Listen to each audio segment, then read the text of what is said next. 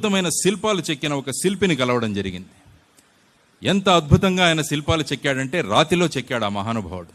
వెళ్ళి ప్రతి చిత్రం కూడా, ప్రతి శిల్పం కూడా అద్భుతంగా, అందంగా, బ్రహ్మాండంగా కనిపిస్తుంది అనమాట. కాబట్టి ఆ శిల్పిని ప్రశ్నించాను, ఇంత అద్భుతంగా మీరు ఎలా శిల్పాలు చెక్కగలిగారంటే ఆయన వచ్చిన ఉదాహరణ ఏంటంటే, ఈ రాయిలో ఆ శిల్పం ఎప్పటి నుంచో ఉందండి, నేను అనవసరమైన విషయాలను ఆ రాయిలోంచి తీసేస్తే అద్భుతమైన శిల్పం బయటికి వచ్చింది అన్నాడనమాట ఆ మహానుభావుడు. అంటే మనలో కూడా అద్భుతమైన వ్యక్తి ఉన్నాడు.